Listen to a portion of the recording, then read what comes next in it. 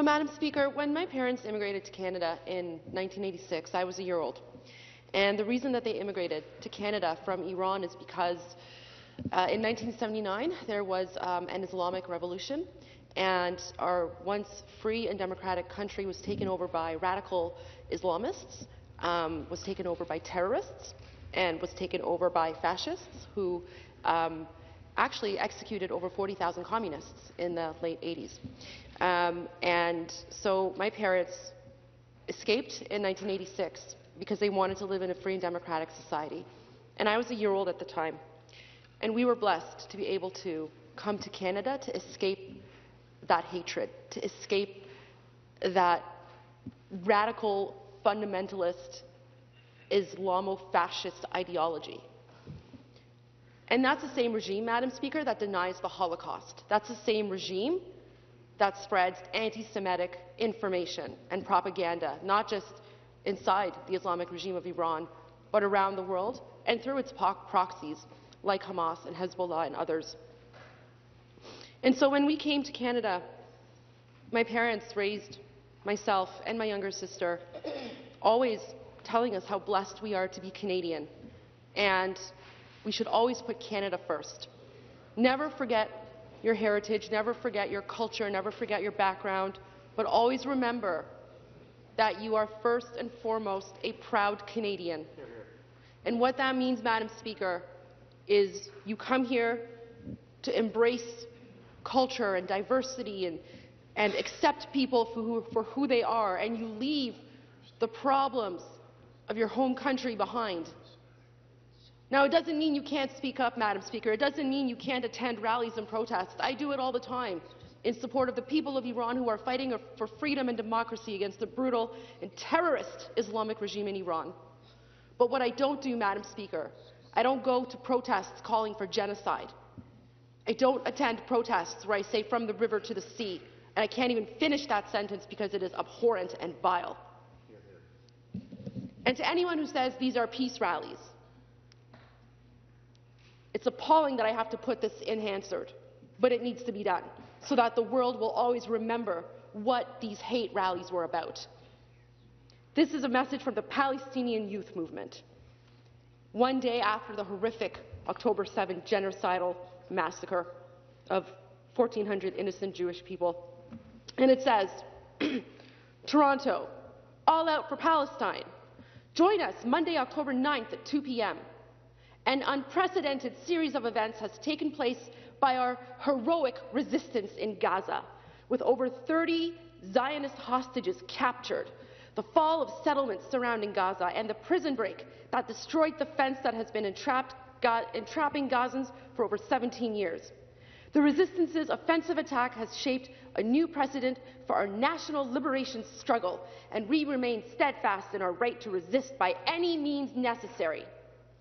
We call on our people in the far diaspora in Toronto to uplift and honour our resistance and our martyrs. Join us this Monday, October 9, at 2 p.m. at Nathan Phillips Square and celebrate our steps closer to liberation. Shameful. Shame.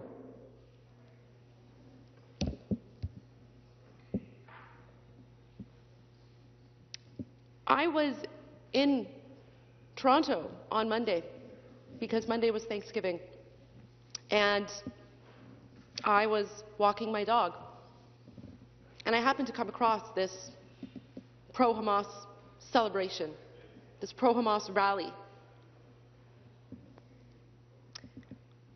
It was the first time in my life that I had ever felt uncomfortable as a Canadian. The hate, the anger, the way they were marching, the chants they were making, that's something you see in the Islamic regime in Iran. You do not see that in Canada. That's the kind of behavior you see in radical fundamentalist countries, not in Canada. That is not the Canada that my parents immigrated to. That is not the Canada that we were raised in.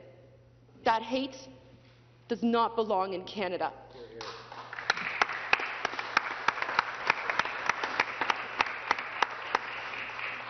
What was even more shocking to me, and I didn't realize this until a few days later, what was even more shocking to me is that the member from Hamilton Centre marched in that parade.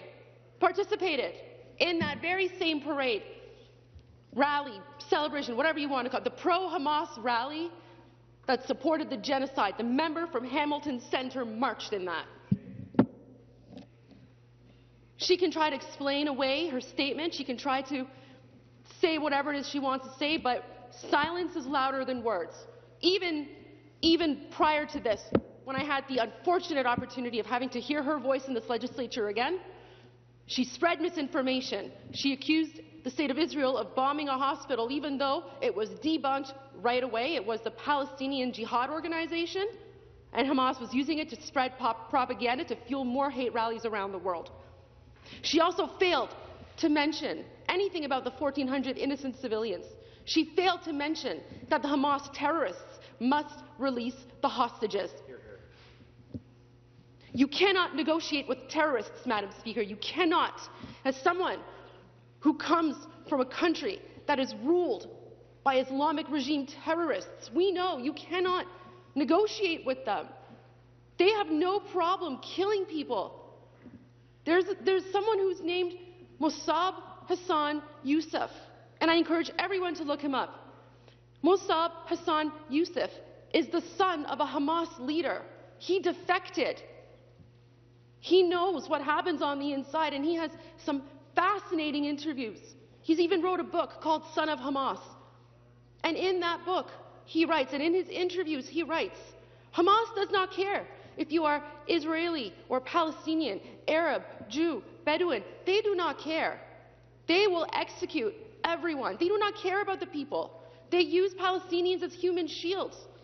And he said every few years, what the Palestinian Authority does, the Palestinian leadership, they will just create a war because they know what's going to happen is Israel will retaliate, and then the world will be outraged, and then they will get money through donations. That's what he says. This is someone who was born and raised in Hamas, and he defected.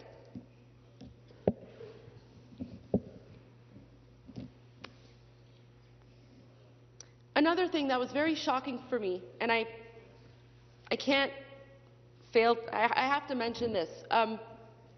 The hate and the violence at these pro-Hamas rallies is getting worse. Yesterday, I believe it was yesterday or possibly the day before, Cafe Landwehr in Toronto was surrounded by pro-Hamas supporters at the rally, and they all started chanting, boycott, boycott the Zionist cafe.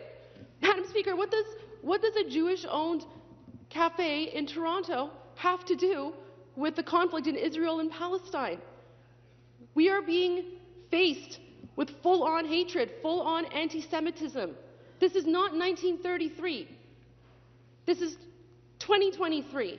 And what's horrifying is that in 1933, Cafe Landwehr fled Berlin because of the anti-Semitism they were experiencing then, and now 90 years later they're experiencing it once again in Ontario, in Canada, and it is horrifying.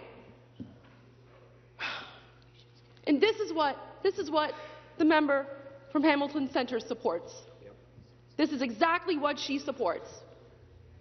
We all, our hearts bleed for all of the innocent lives lost, including Palestinians.